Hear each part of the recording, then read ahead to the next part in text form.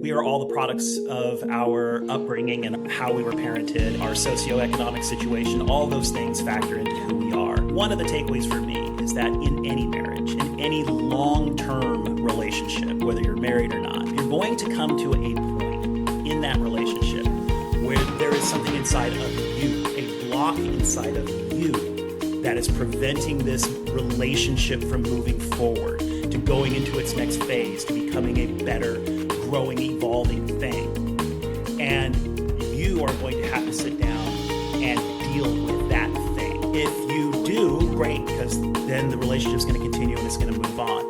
If you don't, or your partner does not, it won't.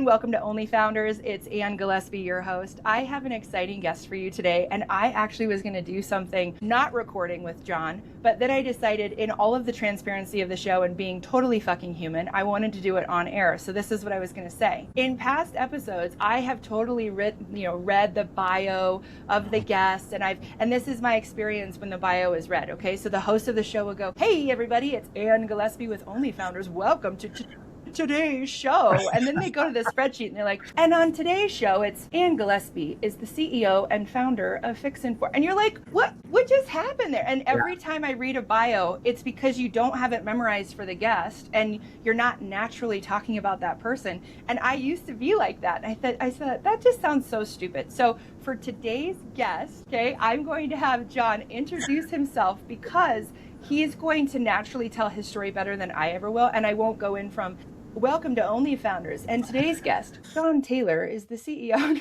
That's okay, because I have it all written down right here. So this is the other way that it's done. It's like, and our guest today is John Taylor from the And before you hit record, you go, "Can you please pronounce your name for me so you don't botch it?" And then they still botch it. Like, I've been like, "Can you please pronounce your name for me?" And I'm like, "It's Anne Gillaspie." And then we hit record and they're like, "Anne Gillaspie." And I'm like, fuck, you can't even get it right. So anyway, John, welcome to the show. Tell us about yourself, John. Thanks, Anne. It's great to be here. Okay, so I'm John Taylor. I'm not the John Taylor. I'm not from Duran, nor do I head up the Fed. I think in Kansas City, there's a John Taylor. So if you try to Google me, you'll never find me. So I am John Taylor from the Act3 Agency. I'm the CEO of the Act3 Agency, which is a podcast marketing agency based here in San Francisco. And I am the founder of PodAgain.ai, which, God willing, will be released in about 4 weeks and is a revolutionary new podcast promotion, marketing, and posting platform that helps everything that OnlyFounders needs, but we don't have budget for. Well, it's in the budget.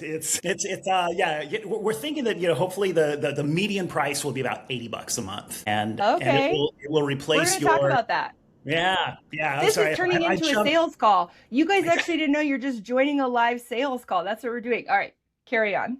I jumped on the sales too fast. It's an occupational hazard. Okay, John, thanks for introducing yourself. But so that's like all the bullshit that we have on our resumes, right? And we're like, okay, what do you do? And you go to a networking event and you're like, what do you do? And then I want to get into the juicy stuff because you are a father of 3 girls. Okay. 2 girls, 1 boy. Got it. 2 girls, 1 boy. So does it go girl, boy, girl for you? No, it goes boy, girl, girl. Interesting. So ours go. Yeah, I have kids from one side of the nation to the other. I've been married about 100 times. So my son is 30 years old and living in LA.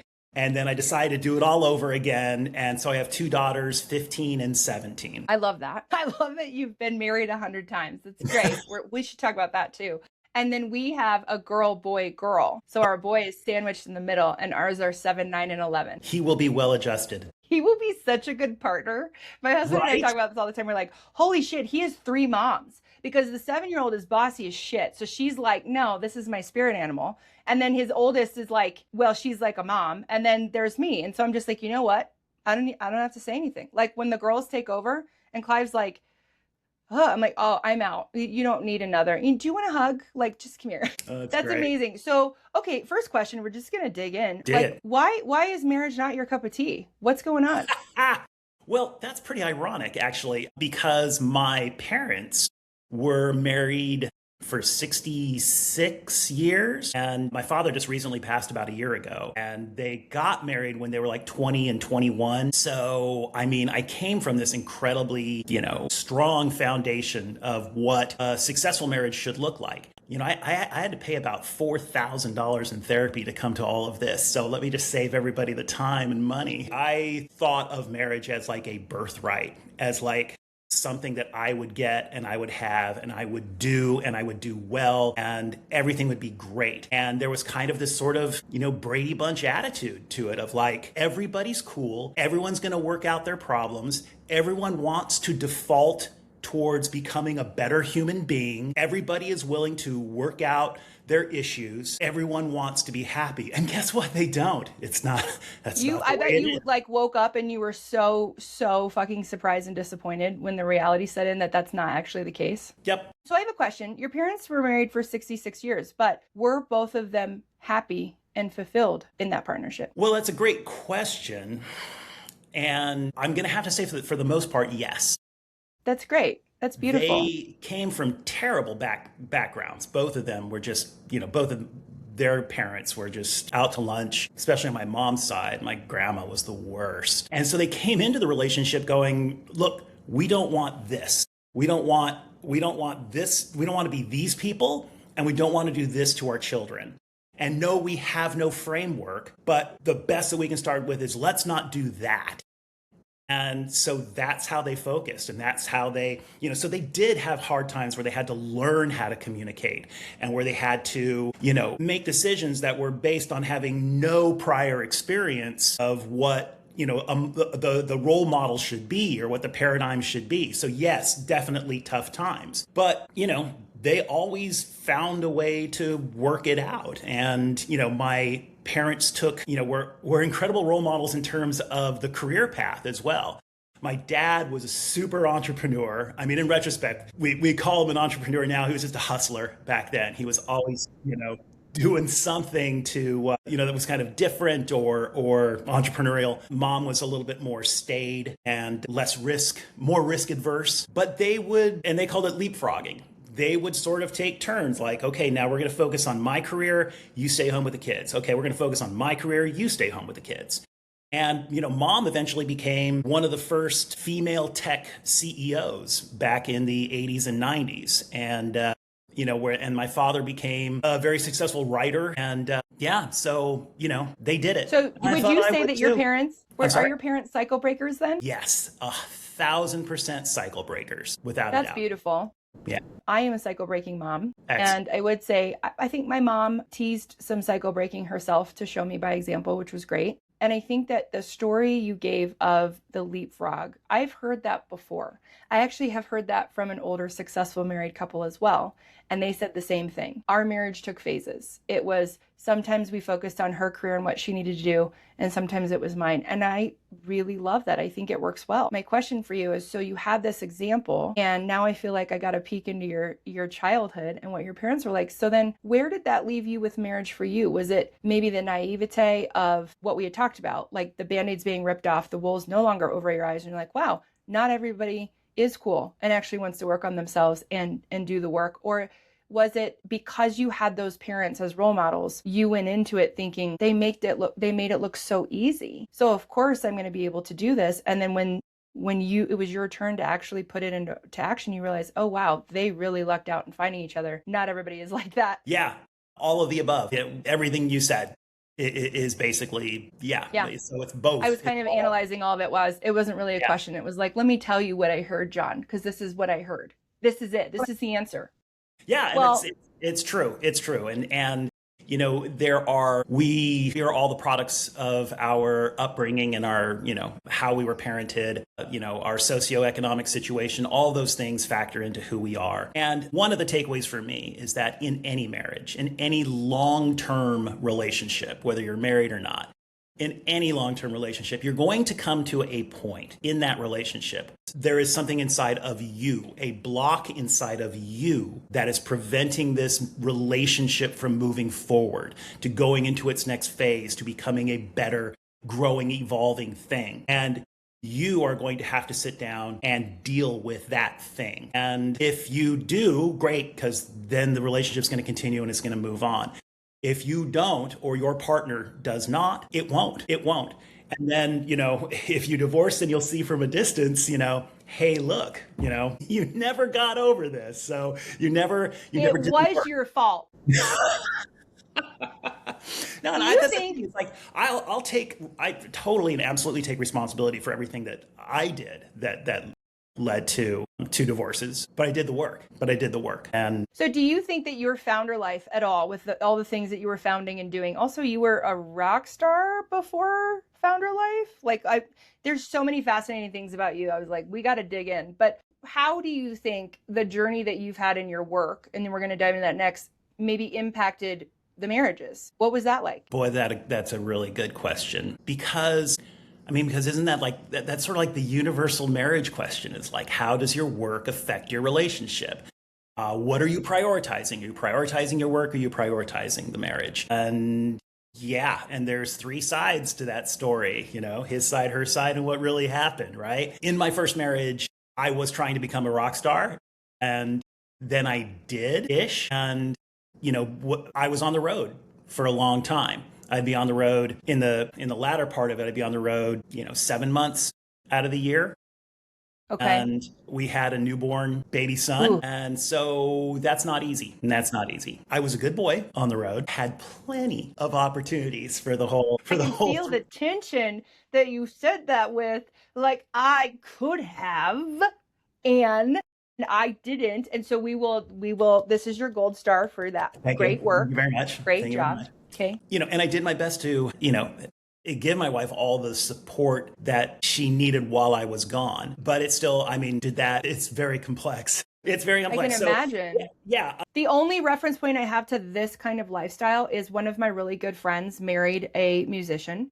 And she actually was one of their biggest fans since college, and would go to his shows and literally was fangirling. And then it was one of those movie stories where she went to a show years ago as an adult, and she was single and just fangirled, and then met him after the show. And she'd always admired the band. And then literally they met after a show and hit it off. And he realized she was a fangirl groupie and had been around forever. And she was really into the band and him, and had this crush on him forever. And then he was like, oh my gosh, you're amazing. And literally it's that Cinderella story. They started dating, they were long distance, then they made it work, and now they're married. And he's shifted and he's no longer on the road. He's still a musician, but he went back to school. He's doing all this other stuff to try and settle down, because the life of, when they were dating, I was just like, oh my gosh. So he's in Europe, when is he going to be home? And then she's like, well, I'm going to go fly here. We have a schedule. And she's like, I'm going to go fly here. And then every 2 weeks, I'll go out and I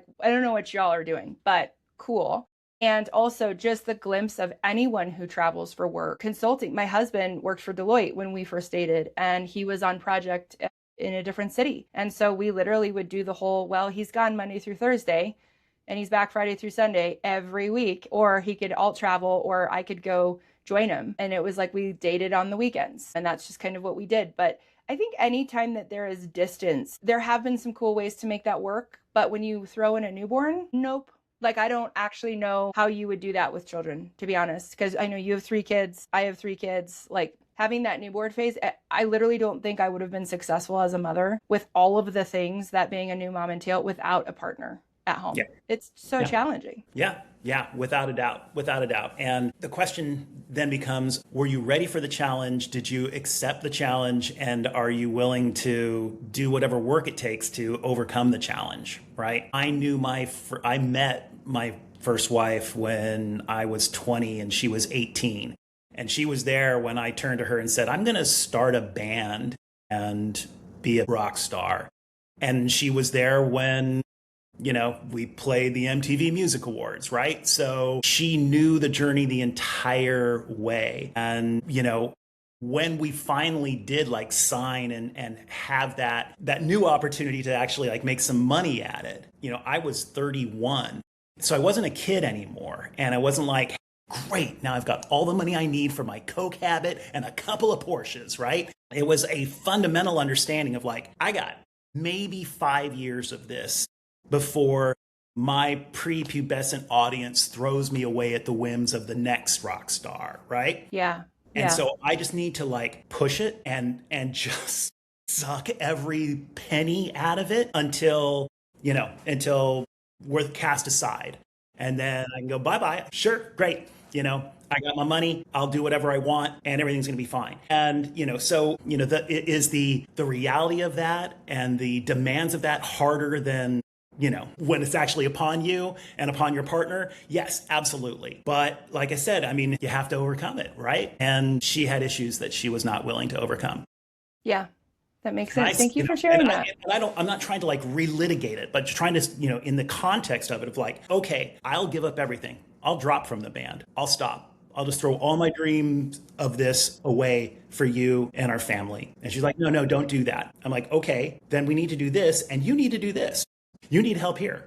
And she's like, no, I'm not going to do that. And so what are you going to do? What are you going to do? Right. It's interesting. My husband and I often say now we had a really great kind of rock bottom. It could not be our only one in our marriage. We'll be together 18 years this fall and married 15. Yeah. And I would say it only is successful because we had to face some really hard truths. And we went to the table with those conversations, and we go to the table with those conversations often of, I'm not feeling this. I need this from you. Mm-hmm. And we always say marriage is a choice. Marriage is this is not a handcuff. And we very much transitioned years ago into that thinking, whereas before it was kind of like, well, you put it on and you're done. It was like you set it and you're done. And a lot of people think that that's what marriage is.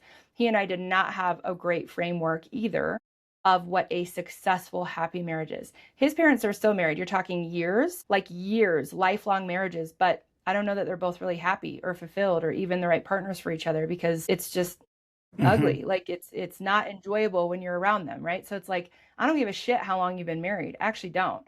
I give a shit if you've been married a really long time and happy and both feeling fulfilled and both feeling like yourself in that relationship. Otherwise, a 70-year marriage, fuck it. I don't give a shit. If you lost yourself in that and then it was miserable the whole time, why'd you stay together? I celebrate divorce. I think divorce is very much a choice of two people that's very mature, that says, hey, this is going to be a lot of work. Divorce is really a lot of work and ugly, but we're so convicted that we are not the right people for each other anymore in this phase of life, that we're going to go through the hard and the ugly to go find ourselves again. And I think that's beautiful. And I come from a very, dysfunctional home, divorce, a lot of different types of abuse. And it's like they stayed together longer than they should have for the kids, which then I'm now the proponent of the kids saying, well, I was 12 when they split, 13 when they divorced, and I think they probably should have split when the red flags were appearing when we were born. But of course, back then it was a different era in the 90s. So, I just think it's interesting. I think marriage, the ring is not a handcuff. The vows are not a handcuff. Yes, you take the vows seriously. Absolutely.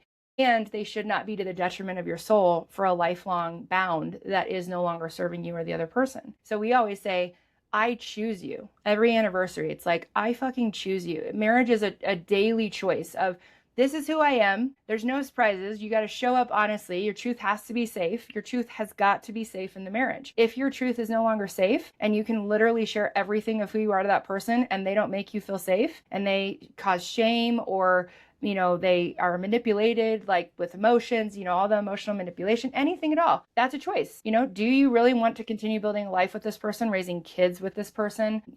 Who your partner is, I think, is the most important decision of your entire life, because everything else that you do, that's your home. That's your cave. That's your nest. You have to go back to that every single day. Yeah. So if your partnership is not supportive, it's a choice, right?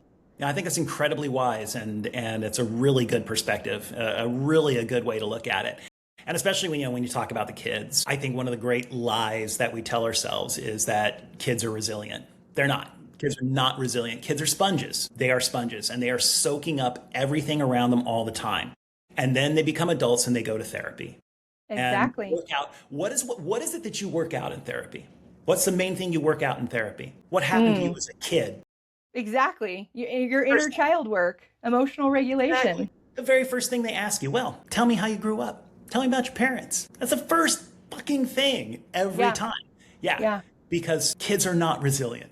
Yeah, that's a lie that parents tell themselves to rationalize terrible behavior. Well, and Yeah. the mistreatment of kids and also not doing the work themselves and Yeah. expecting the kids to have to figure it out. And the funny part is the household that I grew up in was extremely emotionally abusive and manipulative. And I realized my parents did the best they could with what they knew at the time. And they also chose not to do the work. And they were the adults and we were the children. And so a lot of times I hear, but she's your mom. I'm happily estranged from my mom in this phase of life. I'm happily estranged from my older sister in this phase of life. And I was estranged from my dad for 8 years before he passed away. And I think, I have a lot of people that will still tell me this, well, Anne, that's your mom. And like the shame should be put on me as the child. And I'm like, yeah, she's my mom. Isn't that awful? I'm her child. And so I switch the tables and say, look, as adults, it's our responsibility to show up and make these choices. It sounds like with the divorces, you are making decisions that are an adult choice, regardless of a child being involved or not. And I always say too, like, one of my good friends are going through a divorce now and they have a child. And I say, he will be stronger for this and more resilient for this as a human being when he's older, because you two are showing him what it looks like to take your own happiness into your hands. And do you think that he likes being at home confused with two adults who aren't agreeing on anything and fighting, and he doesn't know where his boundaries are as a child? Or do you think he's going to celebrate looking back on this time and saying, ooh, that was really hard.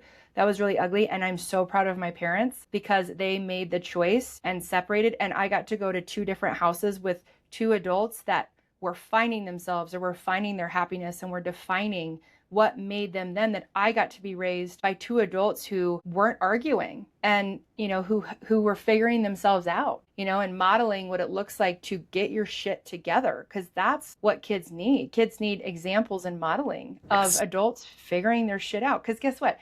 Every kid is going to need therapy at some point. I always used to think I'm a recovering perfectionist. Right. So like as a mom of 3, and I'd be like, I don't want to screw him up. I'm doing it all wrong. My husband's like, and every single child is going to have to go to therapy as an adult. There's no way to have like a perfect, even if you're cycle breaking and you're figuring all this shit out, they're still going to go to therapy for something. So you're fucking them up. Just which way and how hard are you going to fuck them up so that they have a therapy bill later? And I was like, amen. Like just take the load off. Just heal in front of them. That's what I've been doing. Like if anyone's been following along with me in my journey, it's been the 6-year transformation in my mid-30s of literally healing and breaking in front of my kids, because I realized that wasn't modeled for me. And I don't care how bad you hit rock bottom, but you better repair after. And as an adult, when you show your kid, hey, I'm not perfect, I'm really struggling, or I'm failing, or I failed you, I was wrong, I was really sad that I handled that way, and you repair, that's all they need. Like, it's really simple. I think once I hit that place, I was like, I can do this parenting thing. Yeah.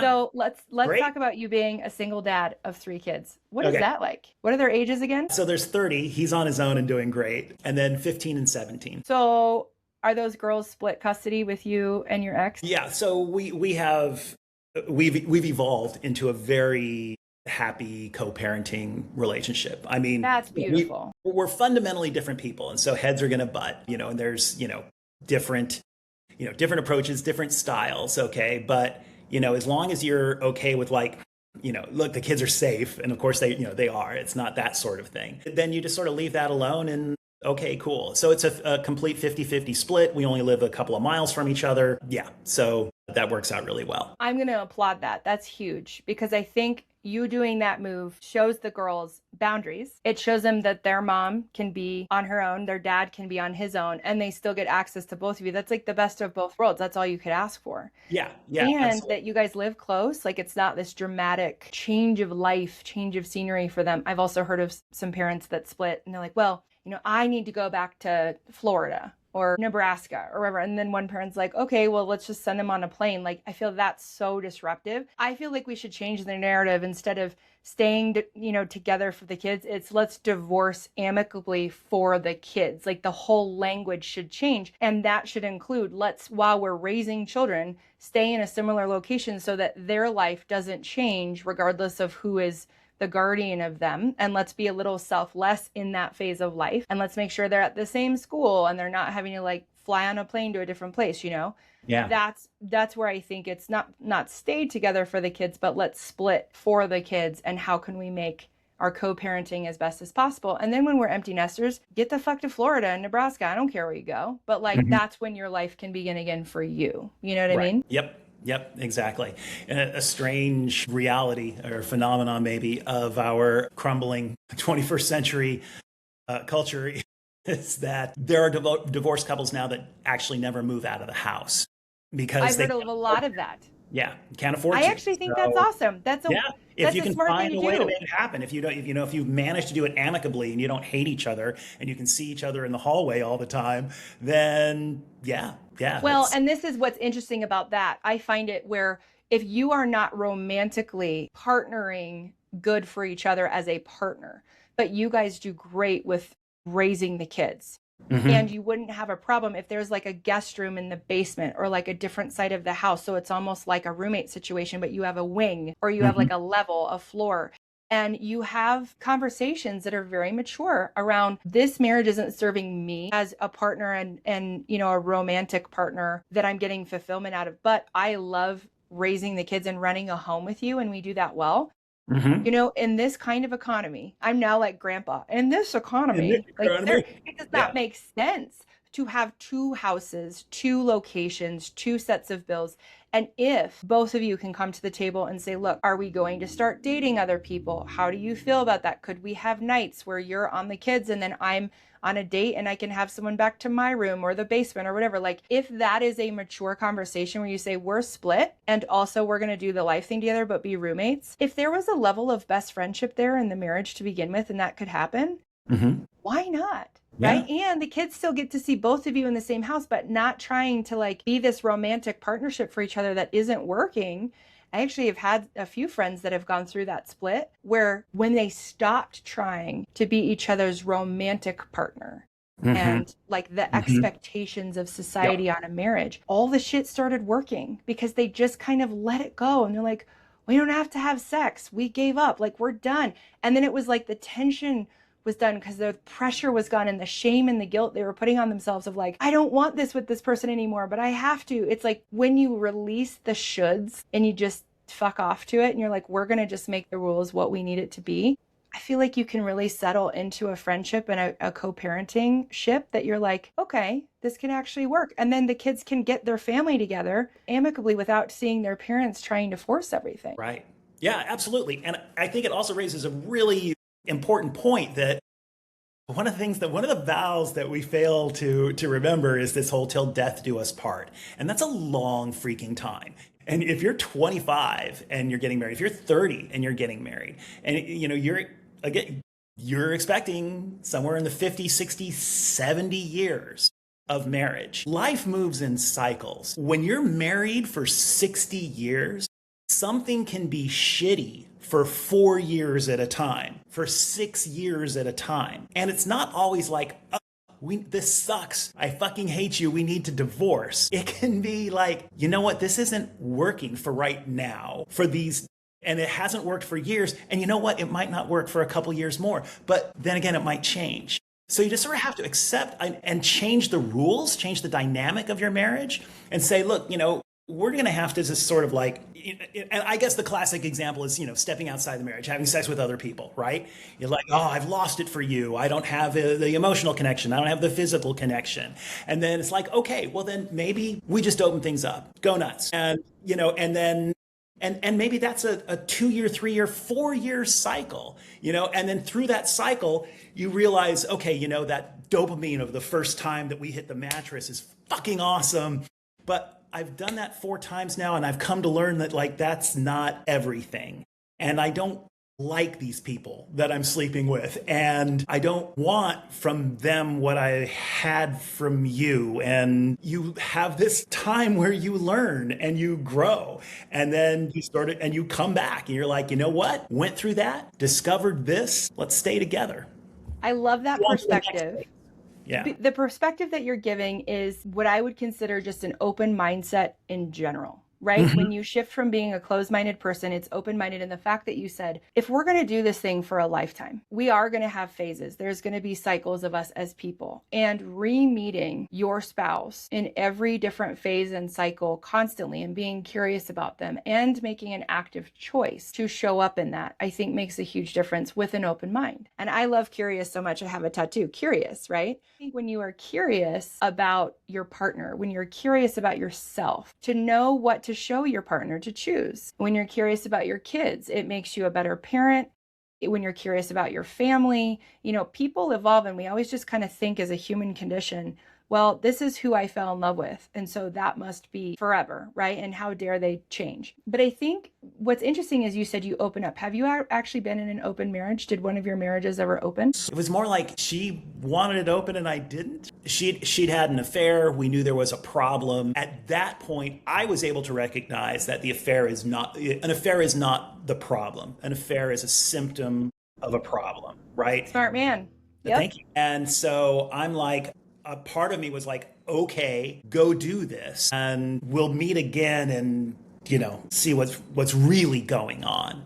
Yeah. But she was so convinced that this is love. I'm in love with this guy. This is so love. It was not necessarily open. It was battling her primary partner interests. Yes, but there were multiple times after the initial time, there were multiple times where she was like exploring. She's like, okay, am I in love with this guy? And then she came like, yes, I am. And during this time, John, had you two had conversations that were hard around her doing this when Yes. it was happening? So it wasn't like she was blindfolding you to the whole problem. It was like, let me bring you in on this, but this is what's happening. Well, there was the let me bring you in on this, that I'm having an affair, and I suspected, but I didn't know up until then. And then from there, the dialogue became much more open of like, okay, what is this all about? Yeah. I love this conversation. So you're probably like, well, why is Anne asking me questions? So I'll share here candidly too. My husband and I are in an open marriage now. And I know so much about all of this because years and years and years ago, when I was dying a slow death, it was one of my many rock bottoms, and I was in therapy, I was slowly associating to younger versions of me going through puberty and dating and college and all of the things. And because I had finally found autonomy at like 36, right? I realized with my therapist that I had the most amazing marriage, like in the early days. And everybody just thought, my husband and I are like this lighthouse couple. And I was slowly in my 30s, like, feeling the urge to step out, but also like not feeling as fulfilled by it with myself, because I didn't realize that I was in a severe depression and I had lost myself through motherhood. I had never actually known myself because of the family I was raised in.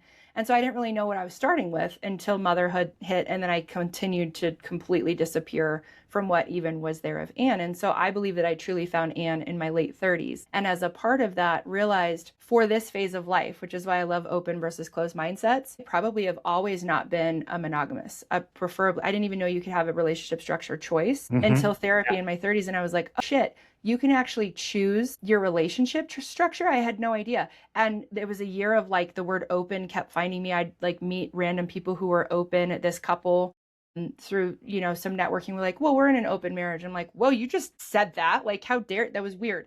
And I just was like, what the fuck is this? And then slowly like service providers who I'd been seeing, I started kind of being more open to the concept. And they're like, oh yeah, my husband and I are open. And I'm like, why does this keep finding me? And so I realized it was because it was a truth of mine that was a fear for so long because I was ignoring it. And it changed my identity of how I was raised, of everybody who had, known me growing up. It's like completely opposite of how I presented when I didn't have autonomy. And so with my therapist, really worked through a lot of concepts and realized, oh, I'm probably an ethically non-monogamous person by choice, but I had been societally forced into monogamous relationship structures because that's just what you did.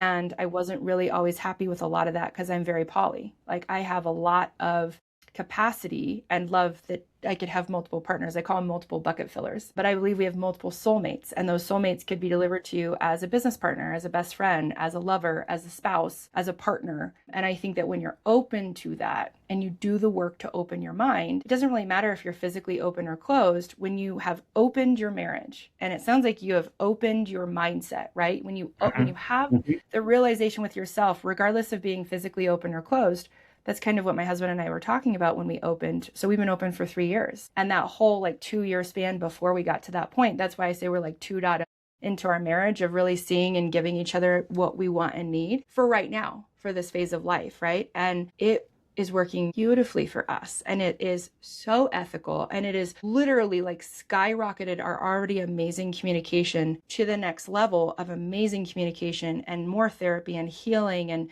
growing ourselves as independent people in this, that it's made our partnership so much stronger to where it could be a lifetime. And we always say that when you're mentally open, you can physically open and close for the rest of your life because it's your choice of what you guys need, what you just said. You could choose for this phase of life, this is what we need. And then in the future, I did it and I really just miss you. I want you in this regard. And so I think that open mindset, when we opened our marriage, I then opened my mindset for businesses, for how I am a founder and a CEO, for how I am as a boss, for how I am for new concepts, for friendships, for the rules of engagement, for any relationship I carry.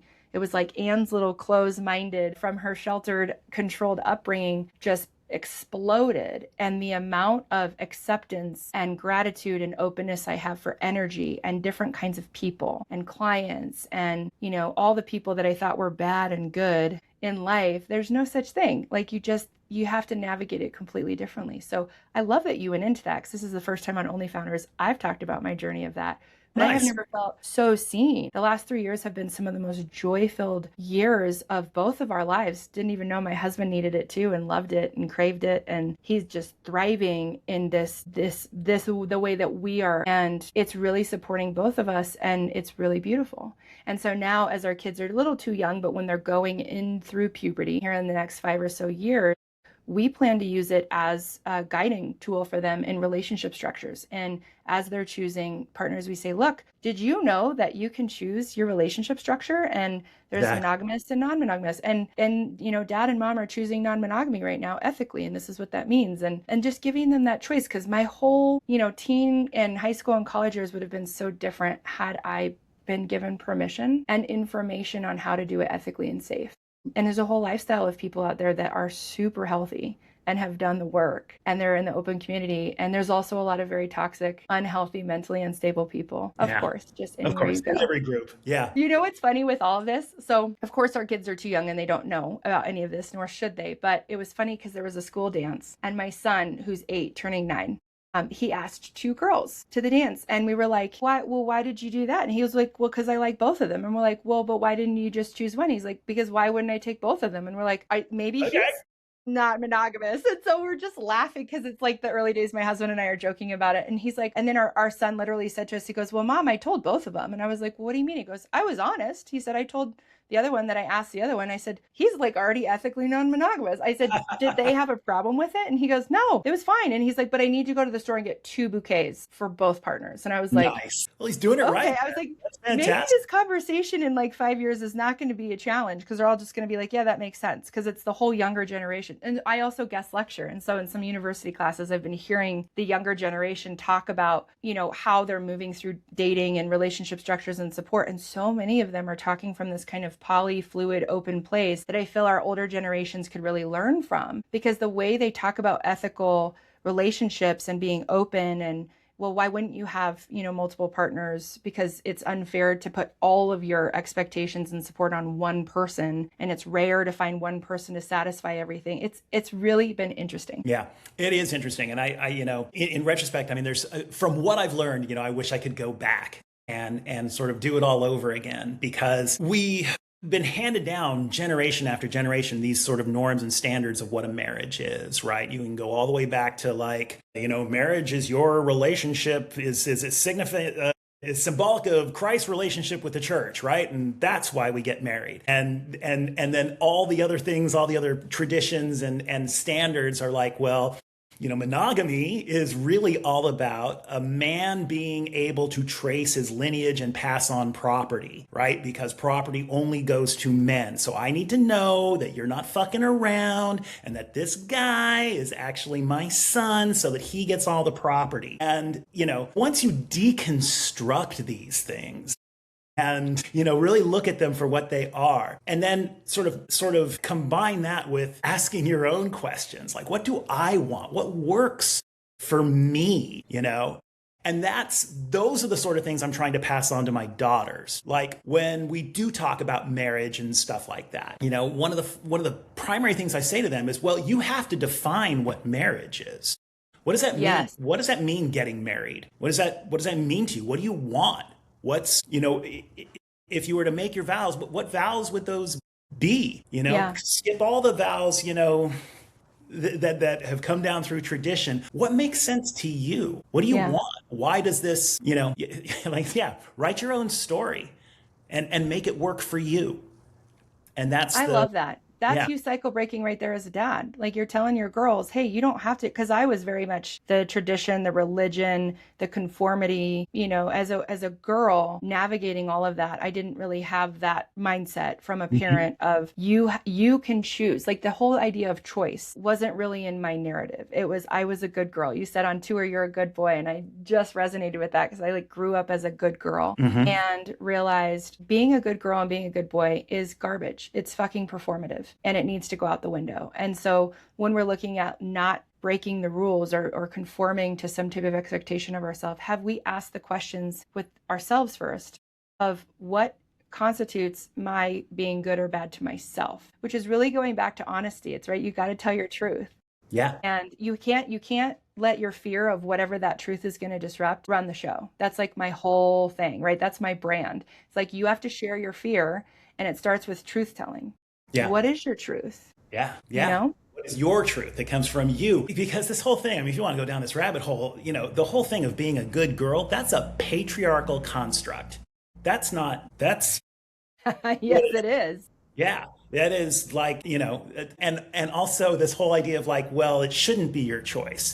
That's a Judeo-Christian patriarchal construct, right? Because if, the whole reason that we are punished and go to hell is because we're exercising choices instead of listening to God, right? So, if I can't control you, what's the point?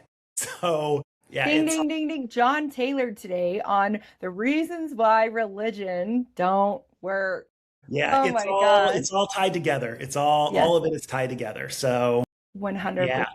You nailed it. So, okay, this has been a beautiful personal story. I love it. But I want to know more about your new business, the AI business that you're doing, because as a podcaster, I'm really interested to hear more about what you're doing with that whole SaaS, platform that you're building, but why, and also with all of the tools of AI, do you think that it's going to be used?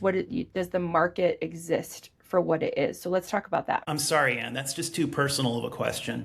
I'm sorry, we can't go there. So no, I get the X for that. I shared that I'm in an open marriage for the first time on air. And here John says, no, we're not talking about AI. That's too personal. No, that's not today, Anne, not today. All right, so I've been in digital marketing and whatever for way too many years that I care to explain. And when I started my agency a couple of years ago, we pretty quickly fell into podcast marketing because background is marketing, background is podcasting. Hey, podcast marketing, it all makes sense. And which quickly led down the rabbit hole of AI, as an emerging technology, which I, use on a daily basis in my podcast marketing agency work, which kind of got the wheels turning and really made me come to a realization that within the next 2 to 3 years, I won't have a job, that all of what I do and what a lot of the $6 billion social media marketing industry does now is going to be replaced by AI.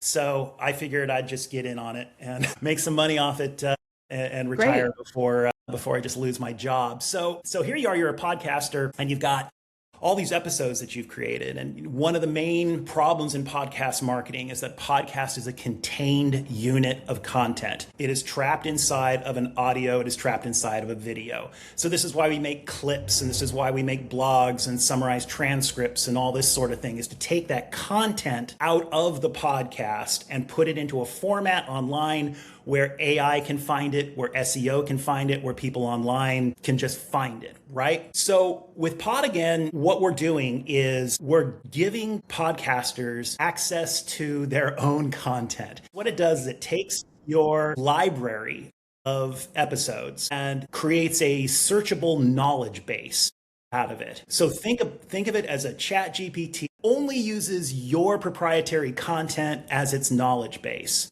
Love so that. you can go in there and you can query, hey, there was an episode with a guy named Chris, and he said something about ethical non-monogamy. What was that? And it'll come up, oh, well, that was episode number 125. That was Chris Porter. This is exactly what they had to say. Great. Make an episode out of that. And then it will write a whole script based on everything that you've talked about to that subject. It'll create an entire podcast script. And you can go in and edit it if you like, or you can just print it out, or you can click the button and it will clone your voice and spit it out as an episode. You can go in there and say, give me my 5 best cookie baking tips for the holidays where I talked about gluten-free cookies with frosting. And it'll spit out a whole script of your 5 best cookie baking tips. And then again, so you're literally curating your own content that's evergreen.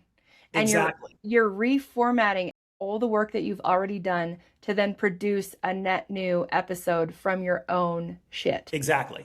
And that's brilliant. Well, I thank you. And so it does a couple things. One, it's great, if you're running out of ideas, if you want new ideas, if you want to find where the gap is in your ideas. It's great if you're a high frequency podcaster. That's our primary market with the first release, is these podcasters who are doing 7 shows a week, 10 shows a week, and and need something like this to help in the ideation and production process. It's also the antidote to AI slop, because it's not slop, it's your stuff. So unless you are slop, it's not producing slop, it's producing you. So it's like repurposing evergreen. It's like evergreen content that gets repurposed as more evergreen content. And then it's just going back into the pool of your wisdom. And then does it do anything else other than go back and curate a script for a new episode to release it? What else does it do, John? Tell me more. Well, let me tell you. So in version one, which hopefully is coming out in the next 3 to 4 weeks, so it can do these pull quotes, it can do research, you can download other people's RSS feeds. You can't clone from them, but you can do research, right? RSS feeds are public, so there you go. Yep. But version two is the one that's going to get me in trouble. So now imagine you've got your searchable database, your searchable knowledge base based on your information. In version 2, the AI learns and it starts to understand the way you talk and what your brand language is, what your key differentiators are, what are your core concepts. What is your business? What are you trying to do? How are you converting listeners into clients and customers? So this becomes sort of the operating system of a whole posting and promotion workspace. So now you can say to it in version 2, you say, all right, give me a title and a description for YouTube for this episode.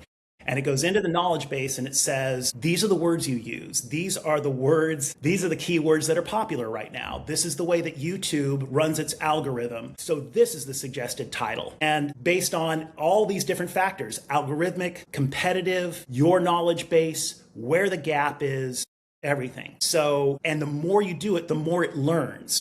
And the more competitors you tell it to monitor, the more it understands where your space should be. And the more you tell it about your business, the more it understands how it should make its descriptions based on getting conversions more efficiently. So it does all that posting and promotion for you. It'll make your YouTube titles, your Spotify, your Apple. It'll post to Spotify, Apple, and YouTube. So it does all of that for you. And then its little happy competitive AI agents go out into the world and start gathering market intelligence for you. So it'll come back to you and say, hey, there's a LinkedIn post that talks about XYZ, which you discuss in episode 132. And you made this point. Do you want me to post that as a reply? Do you want to edit it? Tell me what to do. So it targets where your social media should be. Instead of just like spamming it out there, it creates relevancy to what your social media should be. Love this. That is amazing. Well, so you've figured out a way to make AI work for you to still show up human. Yes.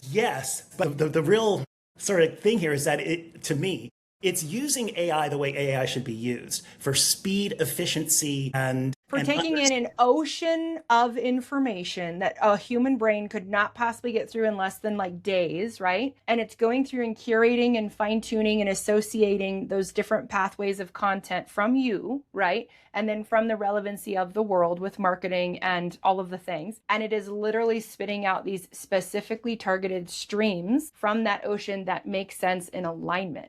And that's exactly how AI should be used. And that is 100% the boat I'm on with AI, and still being a human-centered speaker, a human-centered branding founder, human-centered relator on this podcast. Everything I do is human-centered, but I fucking love AI. And you're seeing AI the way I see it is AI should be a support mechanism for your human function, for you to create and respond and exist in a human way with the support of AI to take in all this information that we're information overloaded now in this day and age, right? That's why everyone says it's so noisy in marketing. It is. There's just too much. But it's if it's used to be your curator and to go through all of that in seconds, and that's how it saves you time. That's kind of how I've been using AI the last couple of years as an executive.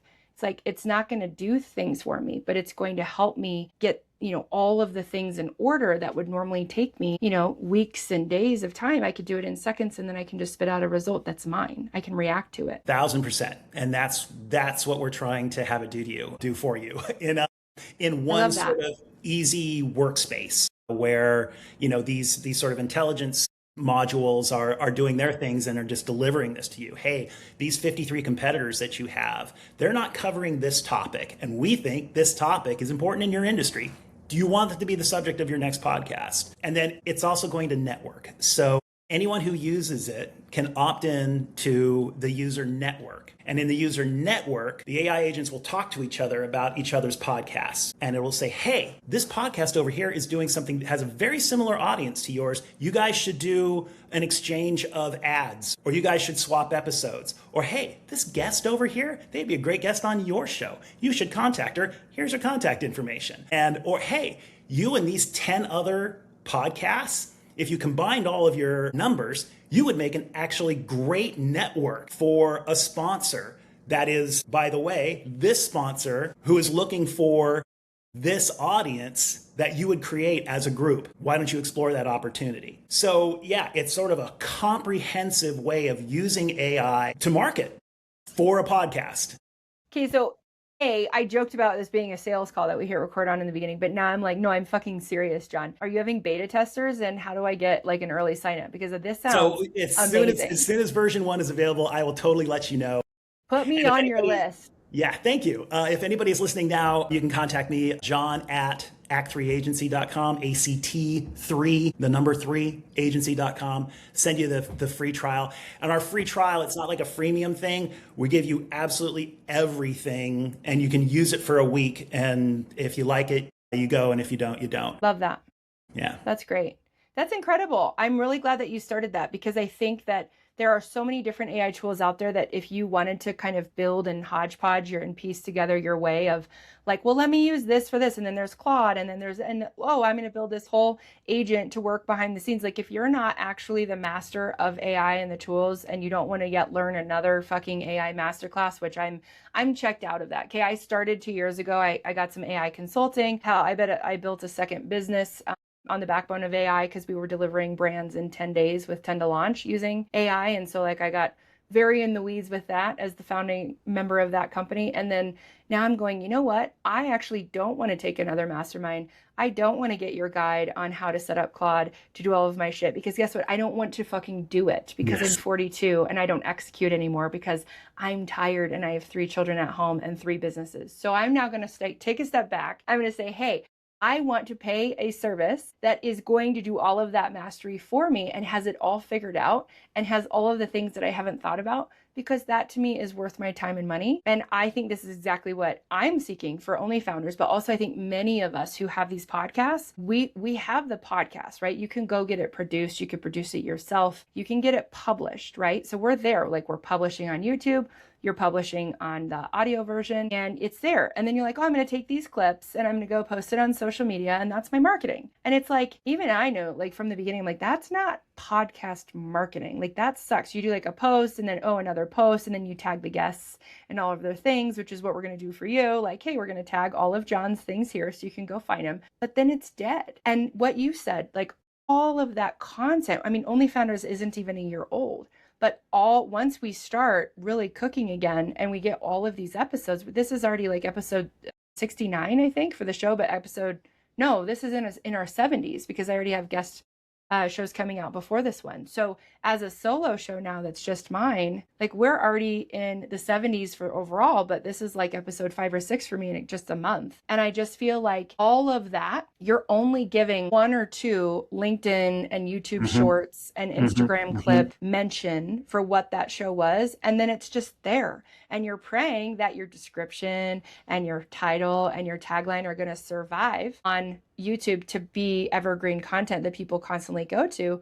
But if you're not bringing attention to it, it's not dynamically evolving. Just like your in-rolls, mid, and out-rolls on Buzzsprout is dynamic. I have a dynamic setup. So every time I re-record those, every episode has the new stuff. But your listings for these past published podcasts are not dynamic. It's just static content that sits there. And like you said, like you could have years with some of these podcasters of just, it's like dead weight. It's like this vault of all this good stuff and this work that you put into it. And then it's just locked. It's like, oh, well, you did one, maybe you could do that, the clip again. You could share that again, but you're not having the intelligence of relativity, which is, I think, your biggest, seller. It's like relativity. Exactly. So if you start to understand, or you look at your analytics, which version 2 will do for you, you look at your analytics and your analytics say, hey, these podcasts where I talk about, marketing, when I talk about marketing, they do really well. So then you're like, okay, well then what do I do? Do I do another, okay, I should do another podcast about marketing. Okay, well then you can go into PodAgain and you say, hey, the analytics are showing that when I talk about marketing, that's when I'm getting the biggest numbers. Create an episode all about my 5 best marketing tips, or these specific types of marketing tips, or blah, blah, blah, blah. So now you're able to, not just have to sit down and remember everything that you said, or, you can have the app do it for you and say, this is, and it can do anything from saying, here's an essay on everything you talked about to here's a script that you can use. And again, in version 2, there will be an absolute correlation between analytics and what you talk about, so that it'll constantly tell you, hey, you're really trending this way, right? This is where you're getting your best numbers. And is the new AI SaaS, right? It's called PodAgain. PodAgain, yes. Is PodAgain designed to eventually put you out of business with your agency? Yes. Yeah. So brilliant. One of the primary it's your self-destruct button, John. You created my self-destruct button. No, this is my construct button, because I've got this number in my head. And when anybody offers me this number to take me out of this company, I will say yes. And then I am going to retire and you will fucking not see me ever again, right? Where are you going to be? Where are you going? On the beach in San Diego, more than likely. Love that. And I will never go on social media ever again. I will watch every sunset. I will drink all the wine. I will continue raising and interacting with my wonderful children. I will write music. I will write books. I will do everything that I want to do. Yeah. And that's beautiful. Yeah. That feels like a really good close to the show. I think you've walked through this whole evolution of your life of starting from this chaos and your, days on the road as a band member to this beautiful picture of retirement and the sunset in San Diego, which San Diego, great choice. It's who would not want to go to San Diego? Yeah.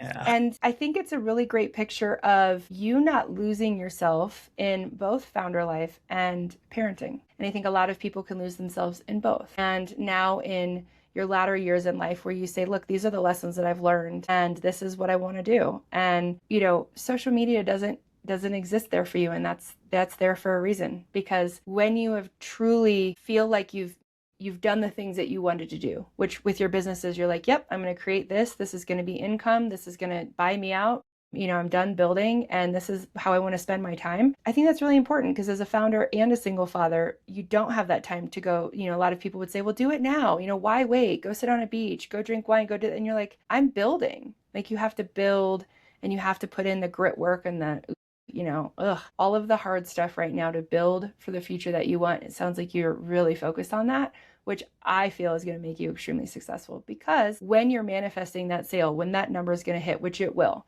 you're going to get the number that you want because you know what you're going to do after. And that's the thing. A lot of people toward the end of their career, they say, I don't actually know what the other side of this looks like. And it's lonely, it's boredom, it's, the come to Jesus of like, shit, I haven't checked in with my spouse or my relationship in years and we're actually not good for each other anymore, when you're empty nesters. That's right. Yeah, exactly. I just feel like there's too many people that are like, I love what you said to your daughter. I'm going to bring it back to that as we close. It's like, you have to choose what you want your marriage to look like. You have to build it. You have to be intentional about that. And it seems like you're living with intentionality now. And the fact that this is what I want to have happen when I sell my business. This is my intention. This is how I want to spend my time. And you know that can change because you have an open mind. For this season in life, that feels good. Well, guess what? You have a lot of life left to live. So you could do that for a couple of years and be like, and I'm going to start my next company. I'm done because I have energy now. I have zest, right? I've done the beach time. So that's what's really powerful about all of it is it brings it back to that whole thought of how we raise our children and how we're in our marriage is for this phase of life, this is what feels good. And there's no handcuffs to any of it. You've got to evolve and change and be curious about where you are in each phase of life. So that's exciting. Well, I'm definitely interested in PodAgain for sure. That sounds amazing. Put me on your list. And then John, tell everybody where they can find you, where they can access you online. Absolutely. So you can find us at act3agency.com, ACT, 3agency.com. I am John, John, at act3agency.com. I'm on LinkedIn at JT NorCal, YouTube, Instagram, also Act3 Agency, and PodAgain.ai. So check us out there. And yeah, that's me. That's us. That's a lot of me. That's a lot of you. Yeah, you exist a lot online. So when you go to your beach in San Diego, you're going to have to make sure you've wrapped all of those places up, or you just have an AI agent that's just, keeping them up so you can go to the beach. That's answering for me. There we go. This has been lovely. Thank you so much for your time today. I appreciate talking with you. Thank you, Anne. I really appreciate it as well. You bet. All right, guys. Well, that does it for OnlyFounders. Thank you so much. We'll see you next time.